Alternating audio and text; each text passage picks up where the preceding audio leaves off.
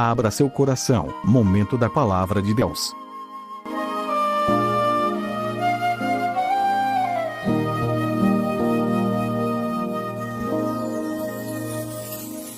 A tua palavra escondi, guardada no meu coração. O livro de Atos dos Apóstolos é a igreja em ação. Todos nós precisamos sempre ler esse livro, porque esse livro também é o livro histórico do Novo Testamento. Se a gente quiser compreender as viagens missionárias de Paulo, o crescimento da igreja, como tudo se deu, após o Pentecoste, capítulo 1 vai falar dos discípulos reunidos esperando a promessa do Pentecoste, e a Bíblia diz que tudo isso aconteceu. O livro de Atos é um livro o tempo todo em movimento. A gente vai ver como é que os cristãos, os primeiros cristãos da igreja primitiva, eles viviam. Como é que aqueles cristãos andavam um com o outro. Parece que em casa havia temor, havia crescimento, havia o respeito e havia prodígios e sinais feitos através da vida dos apóstolos. A gente está falando esses dias da missão da igreja, e dentro dessa missão a gente percebe na igreja de Atos dos Apóstolos uma igreja modelo.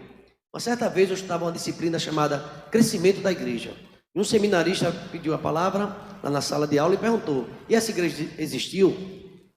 Existiu sim. É a igreja do primeiro século, é a igreja onde os milagres, onde havia mais temor, onde havia mais união, onde havia mais compromisso. A Bíblia que diz, fala sobre essa igreja. Então Atos dos Apóstolos é um movimento só, e esses dias a gente tem falado sobre a igreja.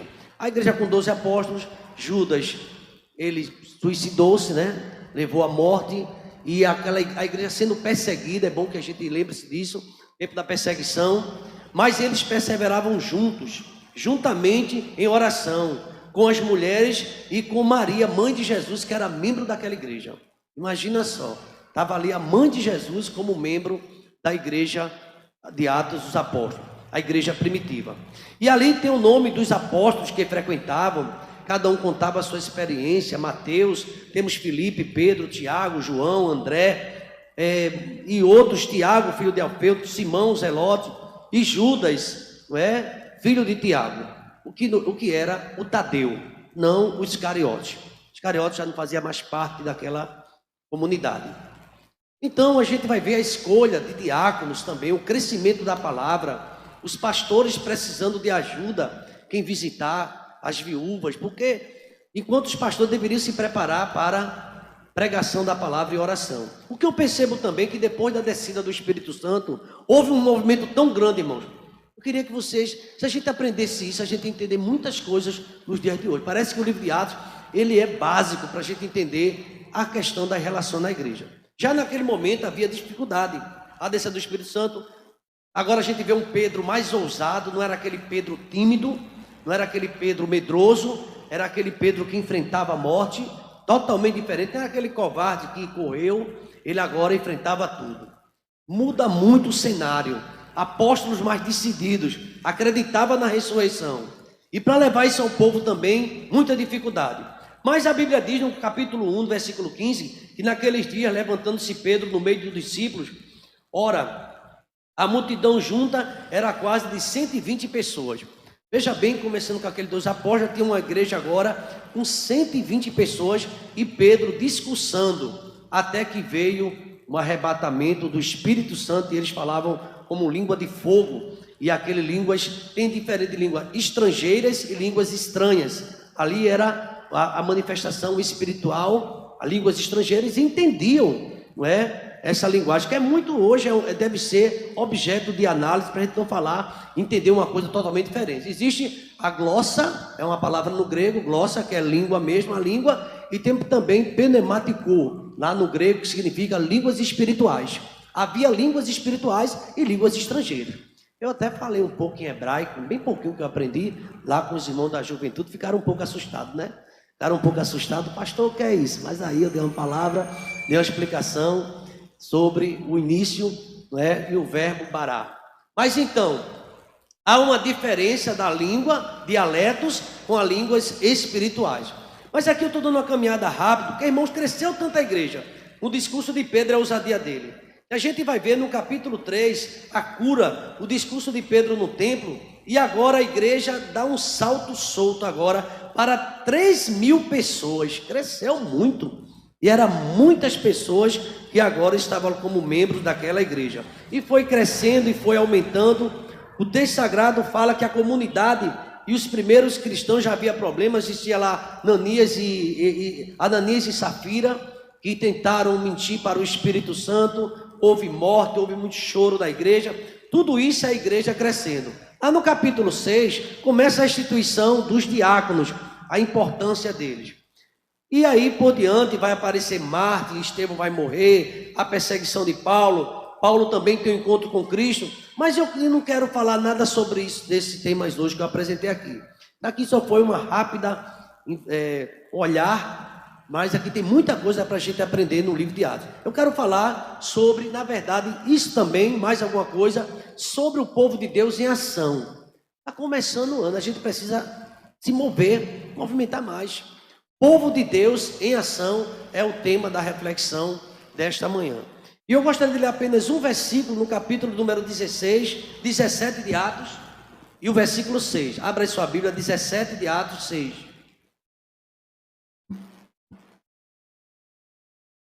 Em toda essa movimentação, o apóstolo Paulo agora começa a fazer suas viagens missionárias. E ele estava lá em Tessalônica, em Bereia. O capítulo 17 vai falar dessa ação apostólica.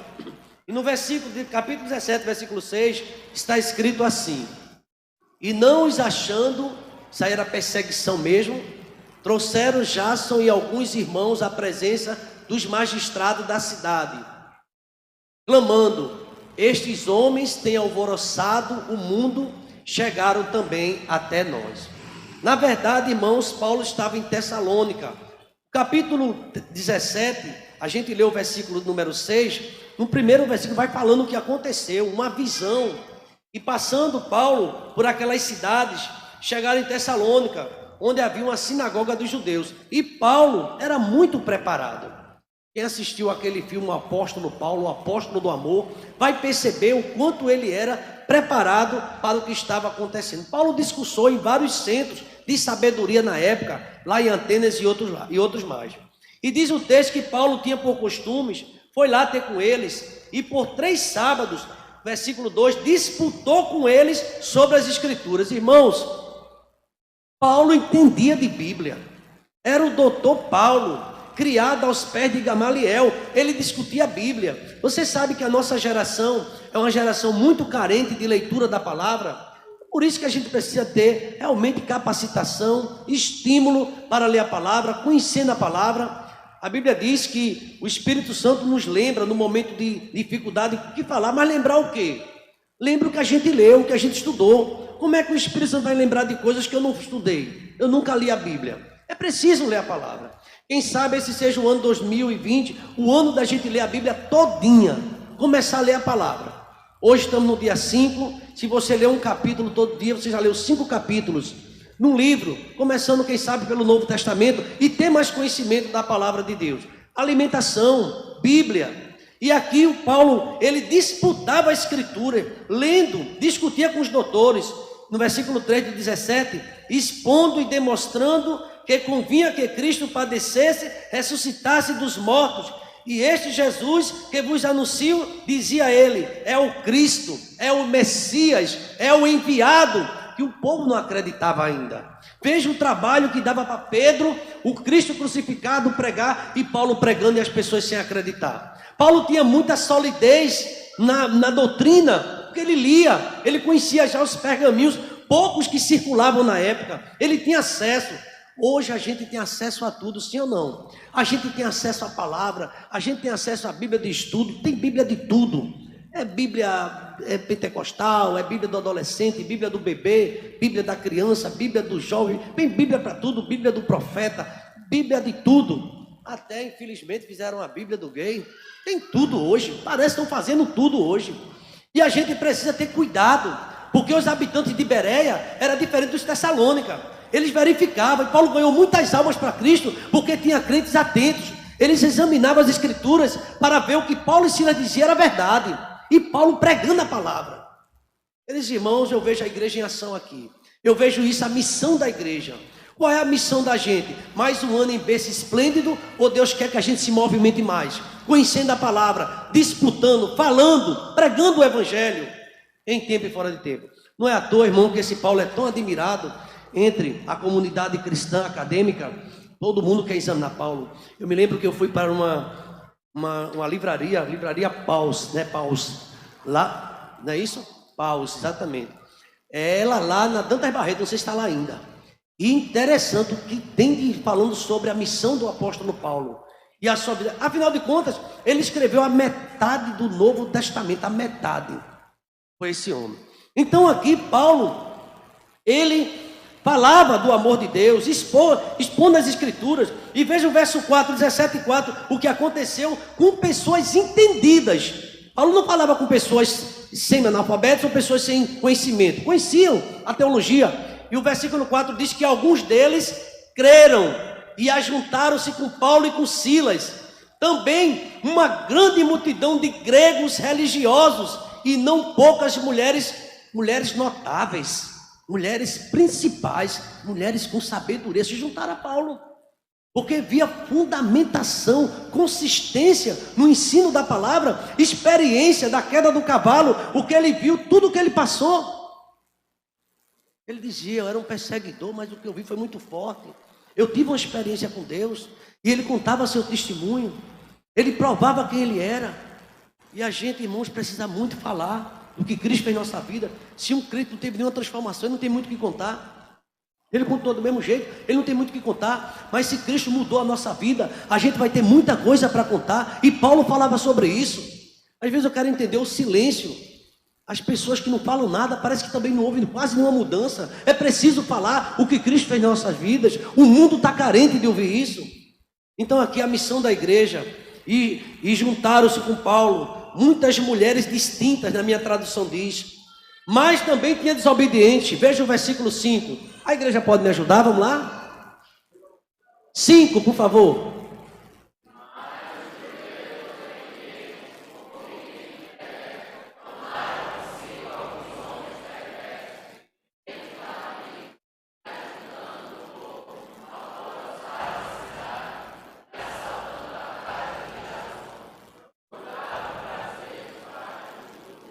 Veja, homens vadios, homens perversos, começaram a perseguir, moveram uma perseguição contra o apóstolo. E quem acolhesse Paulo era perseguido também. Você começar a se juntar com um crente que lê Bíblia, gosta de evangelizar, você vai ser achado estranho, viu, por alguns, viu? Ih, rapaz, esse mulher para o matinal está doente, está com febre, que é isso? Muitas pessoas acham que isso aí já não tem mais sentido. Para que sair à tarde? Para que visitar alguém? Estou Alessandro aqui dizendo que tem vagas e eu quero essa vaga. Pode estar aí, tá? Amados irmãos, é estranho. E Paulo, as pessoas começaram a ser perseguidas. Verso 6, foi o que a gente leu. E não os achando, trouxeram Jason e alguns irmãos à presença dos magistrados da cidade, clamando: estes que têm alvoroçado o mundo chegaram também até nós. Observe essa expressão, que isso é tema de seminário, de conferência, clarinada, de tudo que vocês imaginaram. Pessoas que alvoroçam o mundo chegaram também até nós. A gente às vezes não alvoroça nem a casa da gente, para falar a verdade. Não fala nem de Cristo dentro da própria casa, quanto mais a rua, quanto mais o mundo. E aqui a gente vê isso, é o povo de Deus em ação. Acredita, irmão, que a IEBT, com o número de membros que tem, uma escola bíblica dominical esplêndida, nós precisamos nos inquietar mais, falar mais, convidar mais gente para a escola dominical, falar do amor de Cristo. Então aqui, homens de Deus, povo de Deus em ação. Na sua casa, já pensou que privilégio essas casas que tem um culto todo um dia na semana? Os vizinhos vão perceber algo diferente, embora seja apenas 1 hora, mas que bênção vai ser para aquela comunidade e aquelas pessoas que estão recebendo. É claro que existe compromisso e ali vai ser bênção. Em Daniel, no capítulo 11, versículo 32, a palavra fala de um povo que conhece o seu Deus e por isso se esforça em fazer a proeza. Eu estou referindo ao Antigo Testamento porque tinha pessoas no Antigo Testamento paradas, mas tinha outras em movimento também, que eram conhecidas, desafiava tudo. E o tema desta manhã, sobre a igreja e a sua missão, a missão da igreja, pelo menos a primeira que Cristo deu, foi evangelizar. A gente pode construir templos e deixar ele mais bonito que puder, mas ainda assim, a missão nossa é muito mais além. Falar do evangelho a toda criatura.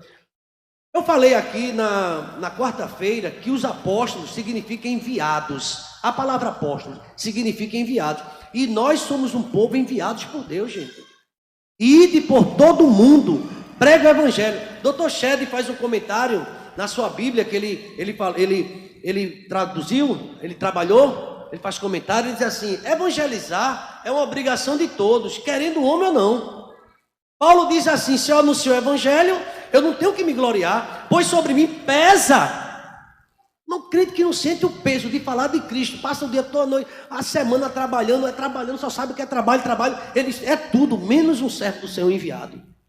Ele não envia nada a ninguém, ele não fala nada de ninguém, tudo dele é interesse pessoal. E tem que trabalhar mesmo, a gente tem que trabalhar, mas precisamos ter tempo para tudo. A Bíblia diz ter tempo para Deus.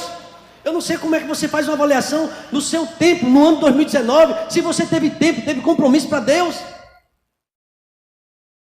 É impressionante aqui quando eu vejo que nós somos o povo enviado. E todo o Antigo Testamento nos mostra isso.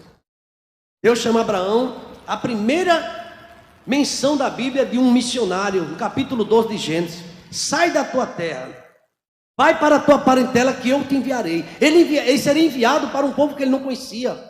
Ele não sabia, mas Deus queria enviar e ele teve fé. Por isso que Abraão é chamado amigo de Deus e um homem de fé. Veja aqui, está no capítulo 12 de Gênesis, versículo 3. 12:3. Se for possível, coloca aí, porque é o primeiro registro. E aí por diante eu tenho aqui muitos versículos por eloquência, falando sobre chamada. Deixa eu dizer uma coisa a você nesta manhã. Você é uma pessoa chamada por Deus. Deus tem chamado você para uma obra. Gênesis, achou? 12:3. Vamos ver se a gente vê. Toda a igreja pode ler? E abençoarei.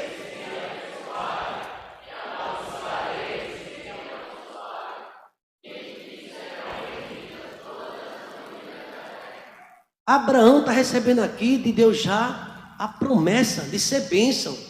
Ser tu uma bênção. Você foi chamado para ser bênção, para pregar a palavra. Agora, a gente viu no capítulo 10 de Mateus, quando estudamos das dificuldades, vai ter problema com os da própria casa, os teus inimigos serão da tua própria casa, fala sobre isso. Disse que a gente não pode ter, o maior amor da gente tem que ser a palavra. Houve divisões nas casas, a gente sabe tudo isso desde o Antigo Testamento, porque as pessoas tinham outras prioridades. E Jesus fala da prioridade do Evangelho. Isso aí, certa vez um professor perguntou, estudou o Novo Testamento, será que ele quis dizer isso mesmo? Aquele que não deixar pai, irmão, irmã, mãe, por amor de mim, não é digno de mim.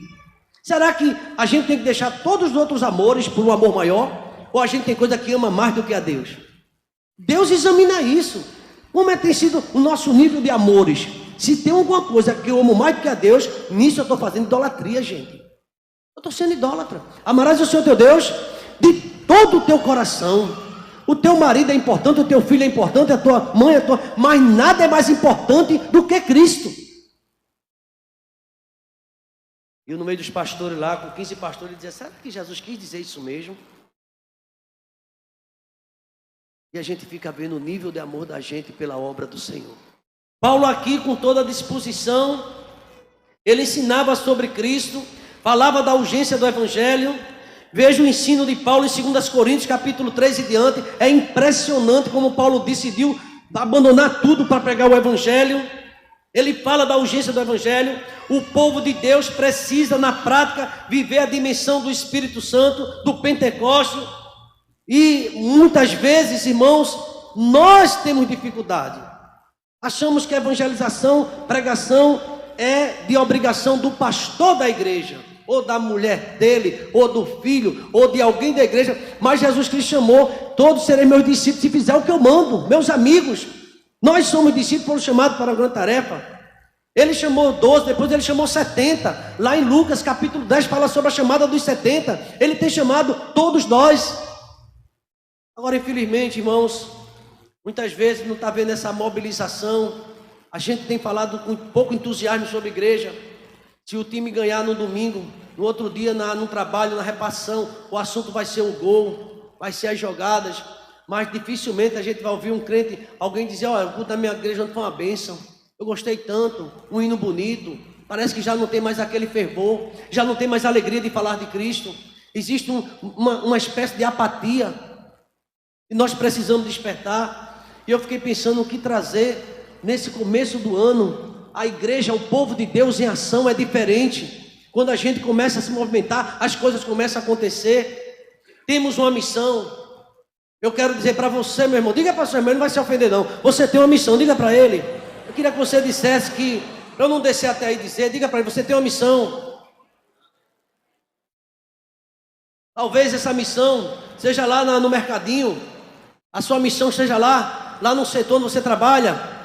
Eu tenho conversado com o diácono Dario, e ele diz que são muitas ocorrências no SAMU, e ele tem pregado muito lá dentro. Ele tem visto pessoas morrendo e tem falado de Cristo. É uma boa oportunidade. Eu não tenho condições de ir lá. Talvez o irmão Gessildo seja ali no hospital da restauração. Eu tive numa visita lá, fiquei chocado. Eu entrei no corredor que só tinha homem de fralda e nu.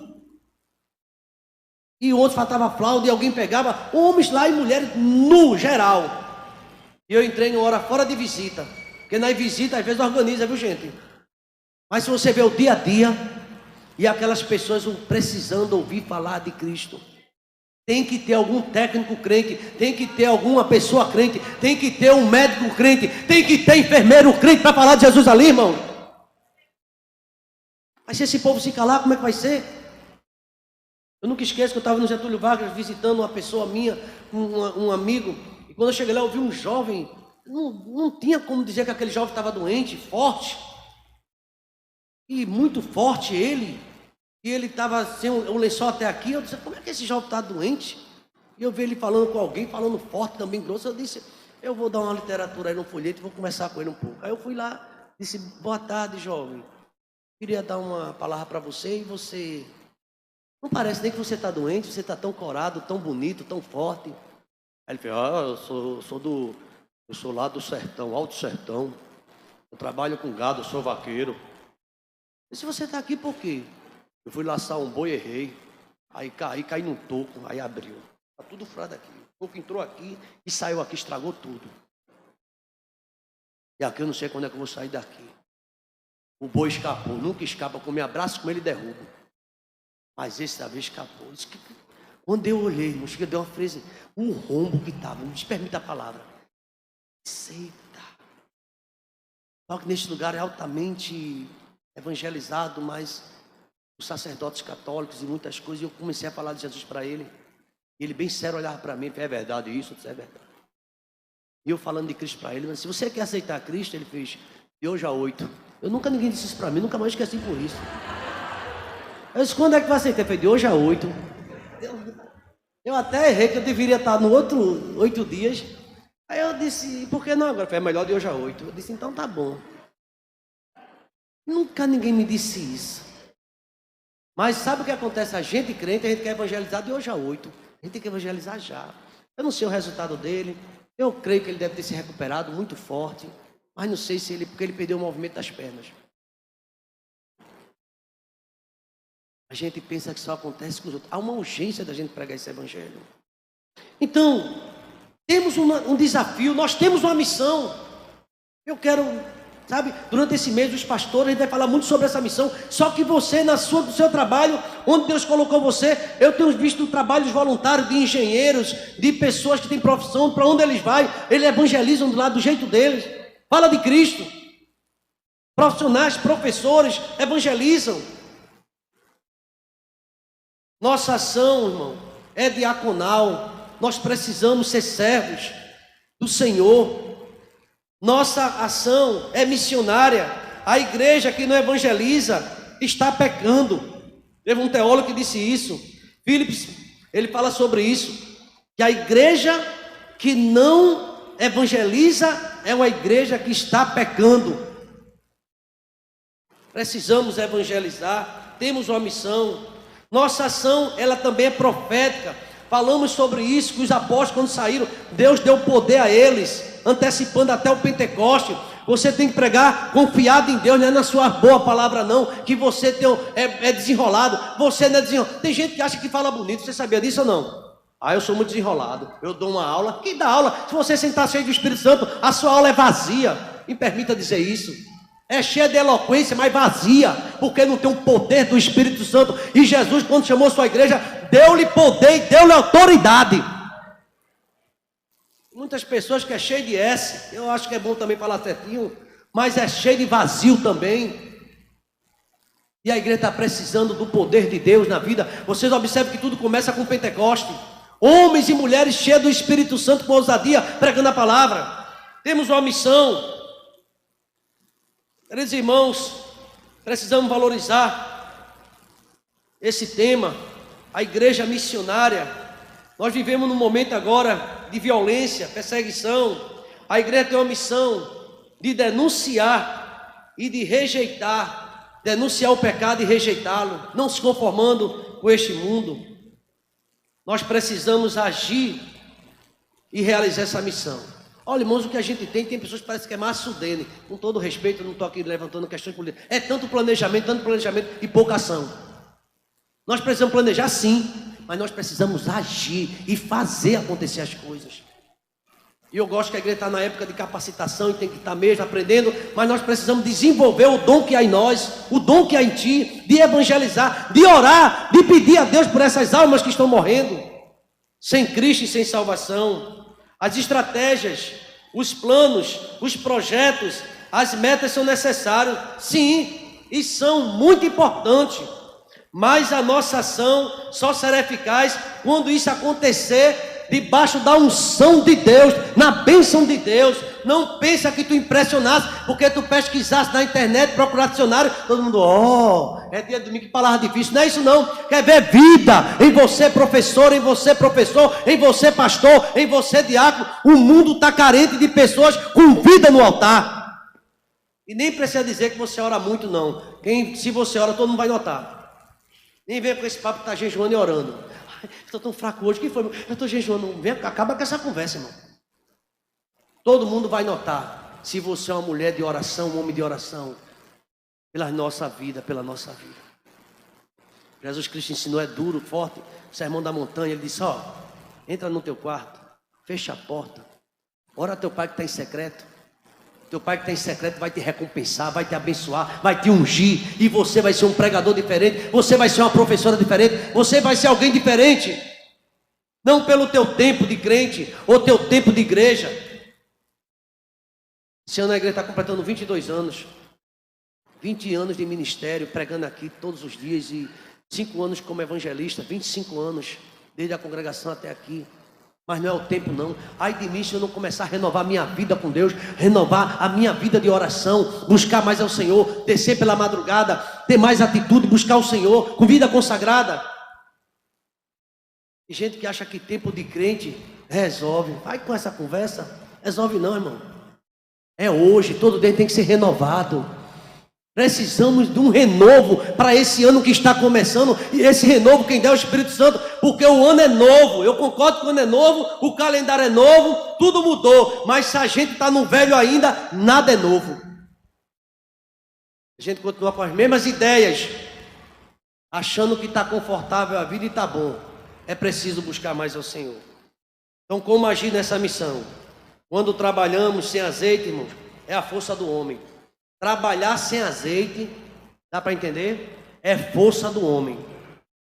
Agora, quando a gente faz a obra no azeite, na dependência de Deus, no poder do Espírito Santo, aí as coisas começam a fluir, meu irmão. Deus começa a fazer. Não por força e nem por poder, mas pelo meu Espírito, diz o Senhor. Precisamos estar na força de Deus. E na força do Espírito Santo, nós declaramos a ti, né? Que pagaremos um preço. E por mais que as trevas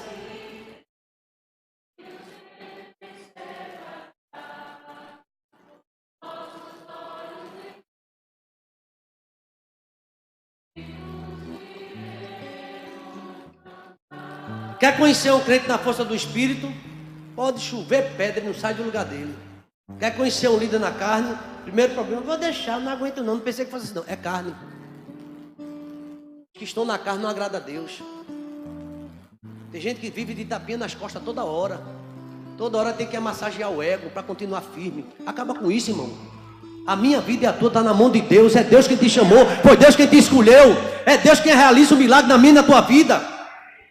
Pastor nem falou comigo, mas tu falaste com Deus. É Deus quem te dá força. Quem te dá força não é o pastor, é Deus. Eu já preciso força de Deus e preciso das orações da igreja. Tem gente que vive com essa impressão, vai, tu nem falou do meu nome, o que será da minha vida? Para com isso, crente carnal. Eu vi o pastor falando o nome da diaconisa A, mas não falou na diaconisa B. Vai orar, minha irmã.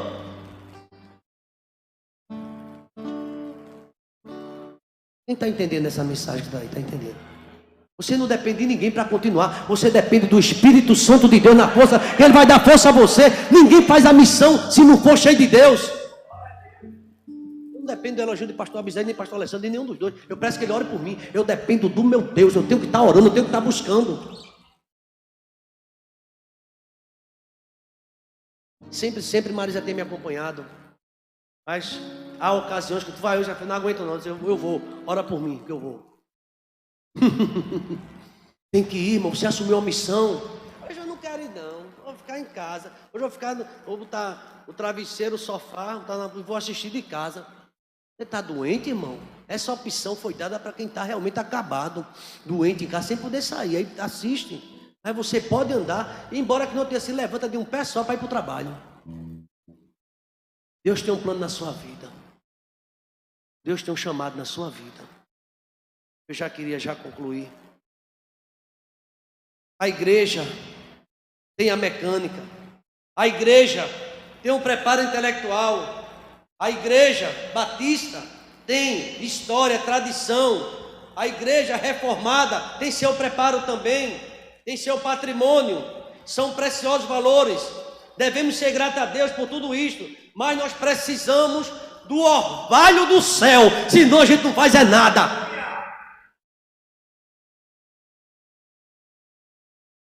Vou para essa capacitação do departamento infantil, vai ser muito boa. Você vai ver coisa que você já viu faz séculos. Agora a questão não é a mecânica, é a dinâmica, é fazer. Vejo gente pagando o curso, vai lá para seminário, aí para seminário, como é que tu viste? Eu disse, ai meu Deus, não sou contra não, meu irmão. Lá fazer, lá se encha. Mas na vida, na prática, não tem. Eu conheço colegas meus que terminou o curso de bacharel, depois do bacharel fez um pós-graduação, depois de graduação fez um mestrado, é cheio de grego, não sei o quê, e pipipi em grego, para com isso, meu irmão. Começa a viver a vida, a palavra de Deus. Agora, isso tem seu lugar, vai para o seminário e ensina. Ninguém vai falar em grego aqui não. E dizer que com isso aí para assustar os outros. Assusta não, eu acho ridículo. Em seminário a gente não entende direito, quanto mais igreja. O povo quer ver vida, quer ver palavra, quer ver você andando com Deus. Olha como ele é sábio, olha que palavra difícil. Oh meu irmão, oh meu querido, o demônio não quer saber disso não. O demônio fala melhor do que qualquer um, em grego, em hebraico, que você quiser. Agora quando você tem vida com Deus, aí meu irmão, ele corre, porque está ali um jovem que dobra o joelho e ora, ali tem alguém com óleo, um ensopado de óleo, na presença do seu orvalho do céu. Se a gente puder se preparar, se prepare, porque é importante isso, mas não é tudo. Conheço doutores, eu conheço doutores em teologia, que nunca vão assumir uma igreja, porque eles já confessaram. Não é pastor, não tem chamado para aquilo. Vive dentro do seminário. A letra mata. O espírito da vida. Comece a andar com Deus, que você vai ver as coisas diferentes. Tem gente que coloca. Eu sei que é importante, irmão. Não quero desanimar ninguém aqui. Não estude, seja doutor. Estava conversando com minha filha hoje. Há uma luta lá, porque ela está fazendo um doutorado com PhD também. Ela também é 2 graduações. Além do doutorado, também PhD.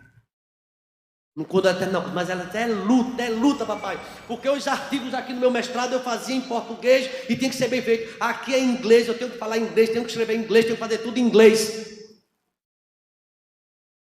Se estude bem muito. Estou estudando, estou aproveitando. Estude.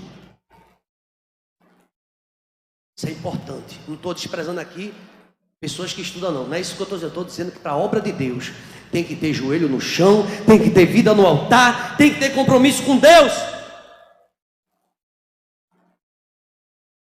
Pode ser PhD, ODD, o que você quiser. Mas se não tiver vida com Deus, é fraco. Uma vez, Dekzuki Takayama, ele até foi deputado federal, não sei se está ainda. Eu vi ele pregando faz muito tempo. Ele pregava eu escutei Esdra cantando. Ele contou uma história lá e disse que o camarada num curso lá, numa formatura, o cara foi laureado, o primeiro da turma. Fica logo, sabe, não tem jeito que só o sangue, viu? Tudo diferenciado. Aí nisso lá um demônio se espalha lá. Pega teu canudo, vai lá expulsar aquele demônio. O primeiro a dar uma carreira, irmão. A igreja, irmão, precisa entender uma coisa. Nós precisamos o tempo todo do Pentecostes em nossas vidas, da unção de Deus, da graça de Deus. Senão esse ministério não é nada. Porque se eu falar aqui dos perigos da igreja, porque eu falei de chamada, falei de instrução, que é importante, falamos aqui de estímulo, falamos aqui de todos os temas que você pensar, mas precisamos de oração. Teve um pastor que dizia assim: por que seus sermões, um comentarista e um avivalista, o senhor quando vai pregar, o senhor se prepara mais no texto? Eu tenho que preparar bastante para pregar, mas se eu me preparar, digamos, um dia para pregar, eu tenho que orar uns 10 dias.